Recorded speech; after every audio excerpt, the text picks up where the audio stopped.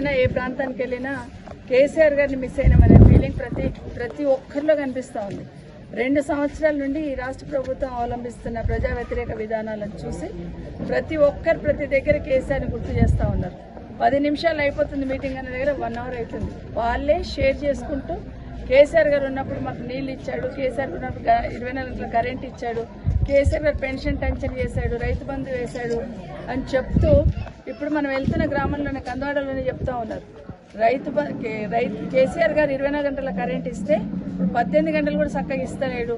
రాత్రి అంతా కూడా లైట్ పోతుంది, 5 గంటలకే పోతుంది అని చెప్పి ఈరోజు చెప్తుండ్రు. ఇప్పుడు ఒక ఊర్లో పోతే 5 గంటలు కూడా కరెంట్ చక్కగా ఉంటలేదమ్మా అని చెప్తున్న సందర్భం చూస్తున్నాం. అట్లే పెన్షన్ 3 సంవత్సరాలు 3 నెలలు ఎగ్గొట్టేసిండి ఈయన వచ్చిన తర్వాత అని చెప్తా ఉన్నాడు. ప్రతి ఒక్కటి కూడా రేవంత్ రెడ్డి ఇచ్చిన హామీలు ఏవైతే ఉన్నాయో వాటన్నిటిని కూడా నెరవేర్చలేదనేది ప్రజలే ఈరోజు చెప్తున్న సందర్భంలో పెద్ద ఎత్తున బీఆర్ఎస్ పార్టీకి ఓటేసి గెలిపించాలనే సంకల్పంతో ఈరోజు తెలంగాణ రాష్ట్ర ప్రజలు ఉన్నారు. కాబట్టి దాన్ని డైవర్ట్ చేయడానికి రోజు ఒక మాట మాట్లాడుతున్నాడు రేవంత్ రెడ్డి గారు. రోజు ఒక మాట కేసీఆర్ గారి గురించి, కేటీఆర్ గారి గురించి. డైవర్షన్ పాలిటిక్స్లో దిట్ట రేవంత్ రెడ్డి గారు. కాబట్టి కేసీఆర్ గారి గురించి ఏదో ఒక మాట తిట్టుకుంటూ కేసీఆర్ని అంటే మిగతా తెలంగాణ సమాజం అంతా డైవర్ట్ అవుతారు కదా అనే ఆలోచనతోని వాళ్ళ ప్రభుత్వాన్ని కానీ వాళ్ళ ప్రభుత్వంలో ఉన్న కాంగ్రెస్ పార్టీకి సంబంధించిన నాయకులను నిలదీయరు అనే ఆలోచనతోని ఆయన డైవర్షన్ పాలిటిక్స్ చేస్తూ ఉన్నారు. ప్రజలు ఇదంతా గమనించున్నారు. ఖచ్చితంగా ఈ రాష్ట్ర ప్రభుత్వానికి అవినీతికి పాల్పడుతూ ఇచ్చిన హామీలను తుంగలో దొక్కి ఈరోజు పాలన చేతగాక కేసీఆర్ని తిట్టుకుంటూ తిరుగుతున్న కాంగ్రెస్ ప్రభుత్వానికి బుద్ధి చెప్పడానికి తెలంగాణ రాష్ట్ర ప్రజలందరూ సిద్ధంగా ఉన్నారు. నేను చేవెళ్ళ, మోయినాబాద్, శంకర్పల్లి అట్లాగే మొన్న వికారాబాద్ కూడా పోయి వచ్చాను. ఎక్కడికి వెళ్ళినా కూడా ప్రజలందరూ కూడా మళ్ళీ కేసీఆర్ రావాలని కోరుకుంటున్నారు. ఇప్పుడు ఒక పెద్దమ్మ చాలా అమాయకంగా అడిగింది, అమ్మ 2 సంవత్సరాలు అయింది, మొత్తం అతలాకుతలం అయిపోతుంది, కరెంటు చక్కగా రాదు, ఈరోజు నీళ్లు కూడా చక్కగా వస్తలేవు, తాగే నీళ్లు కూడా, పెన్షన్ సరిగా టైంకి ఈ నెల నుండి ఎదురు చూస్తే నెల ఎండింగ్ వరకు 31 తారీఖు ఎప్పుడో వేస్తుంటారు, వాళ్ళు ఇష్టం వచ్చినప్పుడు పెన్షన్ వస్తుంటుంది, మళ్ళీ కేసీఆర్ ఎప్పుడు వస్తారు, ఈ ఓట్లు వేస్తే వస్తాడా అమ్మ కేసీఆర్ అని అడుగుతుంది అమాయకంగా. అదే చెప్పాను, కేసీఆర్కే ఓటేస్తాను, నేను కేసీఆర్నే గెలిపించుకుంటాను, ఇప్పుడు మళ్ళీ వెనుకకు వచ్చేటట్టు చేసుకుంటాను ఆ ముస్లిం చెప్తుంటే చాలా సంతోషం అనిపించింది. కాబట్టి ఈరోజు ఏ పథకం అందినా కూడా, ఏ పథకం రేవంత్ రెడ్డి గారు చెప్పారు కదా, మేము ఇచ్చిన పథకాలలో బెనిఫిట్ అయిన వాళ్ళందరూ నాకు ఓట్లు వేయండి అని చెప్తున్నారు రేవంత్ రెడ్డి గారు.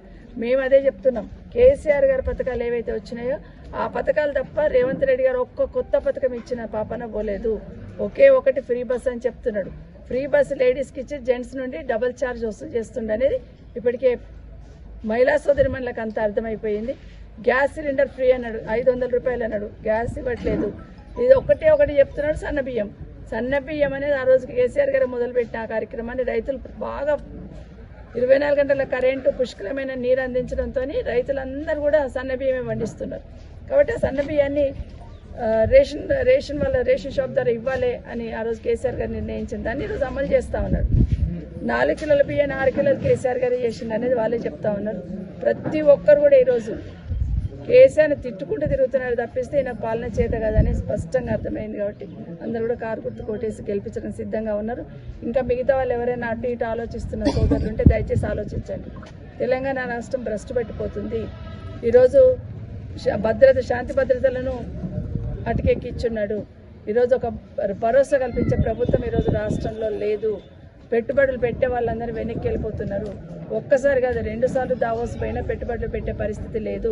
ఇక్కడ వచ్చి గ్లోబల్ సమ్మిట్ అని పెట్టి హంగామా చేసినా పెట్టుబడులు పెట్టే వాళ్ళు లేరు.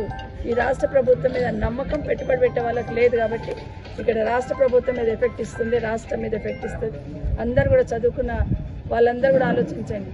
ఉద్యోగస్తులు కూడా మీకు అందరికీ తెలుసు, ఈ ప్రభుత్వం వచ్చిన తర్వాత రిటైర్డ్ అయిన వాళ్ళకి బెనిఫిట్స్ ఇవ్వలేక కూడా ఎంతమంది చనిపోతుందనేది తెలుసు. దయచేసి ఆలోచించండి. చదువుకున్న యువకులందరూ ఆలోచించండి. కేసీఆర్ గారు ఉన్నప్పుడు విద్యకు పెద్దపీట వేస్తే, గురుకులాలు చేస్తే వాటిని భ్రష్టు పట్టించేసిండు. ఈరోజు అన్ని కూడా మాట చెప్పుకుంటూ తిరుగుతూ, ఉదాహరణకి ఉస్మానియా యూనివర్సిటీకి పోతే నేను ఎన్ని నిధులైనా ఇస్తాను మహానుభావుడు. ప్రభుత్వ పాఠశాలలో 10th క్లాస్ చదువుతున్న పిల్లలకు స్నాక్స్ ఇవ్వడానికి దాంట్లో కూడా వివక్ష. పిఎంసీ స్కూళ్ళలో ఒక రకంగా స్నాక్స్ ఇవ్వాలని, ప్రభుత్వ పాఠశాల ఒక రకంగా స్నాక్స్ ఇవ్వాలని విభజించి పాలించే ప్రయత్నం ఏదైతే చేస్తున్నాడో దయచేసి యూత్ అంతా కూడా గమనించండి, విద్యార్థులందరూ కూడా గమనించండి, రైతన్నలందరూ గమనించండి. కేసీఆర్ ఉన్నప్పుడు కడుపులో పెట్టి కాపాడుకున్నాడు. మహిళా సోదరులను గమనించండి. కేసీఆర్ గారు ఉన్నప్పుడు గౌరవప్రదంగా ఉండేటట్టు చూస్తున్నాడు. ప్రతి పథకం వెనకాల మానవీయ కోణం ఉండింది కేసీఆర్ గారు. కానీ ఈ ప్రభుత్వం వచ్చినాక అన్ని కూడా పక్కకు జరిపే ప్రయత్నం చేస్తున్నారు. మరొక్కసారి అందరినీ విజ్ఞప్తి చేస్తా ఉన్నా, అందరూ కూడా కారు గుర్తుకు ఓటేసి గెలిపించి ఈ ప్రభుత్వానికి చెంపపెట్టుగా తీర్పు ఇవ్వాలని కోరుతున్నాను.